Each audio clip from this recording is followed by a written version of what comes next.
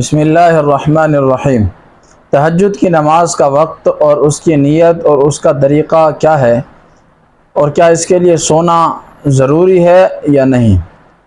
تو ناظرین محترم، سب سے بہترین چیز جو ہے نا، تہجد کا وقت جو ہے، بہتر وقت وہ آدھی رات کے گزر جانے کے بعد ہے، اور آخری حصہ جو رات کا ہے، یعنی صبح صادق سے گھنٹہ، 1.5 گھنٹہ، 2 گھنٹے پہلے، یہ تہجد کا بہترین وقت ہے۔ اور دوسری چیز کیا ہے کہ تہجد کی نیت، اس کی نیت یہ ہے کہ آپ نے 2 رکعت نماز 2 رکعت کر کے پڑھنی ہے، 2 رکعت نماز نفل تہجد واسطے اللہ تعالیٰ کے منہ کعبہ شریف کی طرف، اللہ اکبر، یہ نیت ہے۔ اس کے علاوہ اب بات آتی ہے رکعتوں کی، کہ اب رکعتیں کتنی پڑھنی ہے؟ 2 تو پڑھنی ہے، 2 کر کے آپ صلی اللہ علیہ وسلم سے جو تہجد کی نماز کی رکعتیں منقول ہیں، ان سے ثابت ہیں، آپ نے جو جتنی رکعت پڑھی ہیں وہ 8 رکعت ہیں، کہ آپ صلی اللہ علیہ وسلم نے 8 رکعت پڑھی۔ تو تہجد کی نماز 8 رکعت تک آپ پڑھ سکتے ہیں، 6 پڑھ سکتے ہیں، 8 پڑھ سکتے ہیں، اگر وقت کی کمی ہو تو 2 پڑھ لیں، 4 پڑھ لیں، تو یہ بھی تہجد میں حساب ہوگی۔ بہتر ہے کہ 8 رکعت پڑھیں اور 2 کر کے پڑھیں۔ اور دوسری چیز یہ ہے، تہجد کا وقت ختم کب ہوتا ہے؟ تو تہجد کا وقت ختم ہونے کا وقت یہ ہے کہ تہجد کا جب صبح صادق شروع ہو جائے، صبح صادق کا وقت ہو جائے، یعنی جب فجر کی اذان شروع ہو جاتی ہے تو تہجد کا وقت ختم ہو جاتا ہے، لہٰذا اس وقت تک تہجد پڑھنی چاہیے۔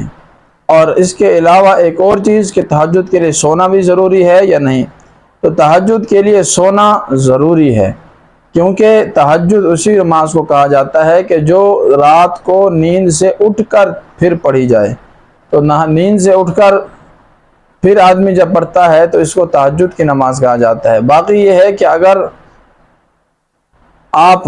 رات کو دیر سے سو رہے ہیں، یا آپ تہجد کی نیت سے 2 رکعت نفل پڑھ کے سوتے ہیں، 4 رکعت پڑھ کے سوتے ہیں کہ شاید جاگ نہ ہو، تو اللہ تعالیٰ نیت پہ بھی اجر دیتے ہیں۔ اگر کسی نے نیت کی، اب اس کی جاگ نہ ہوئی تو اجر تو اس کو بھی مل جائے گا، لیکن بہتر یہ ہے کہ آپ سو کر اٹھیں اور پھر تہجد پڑھیں، زیادہ ثواب اس چیز کا ہے۔ اور تہجد کے اللہ تعالیٰ نے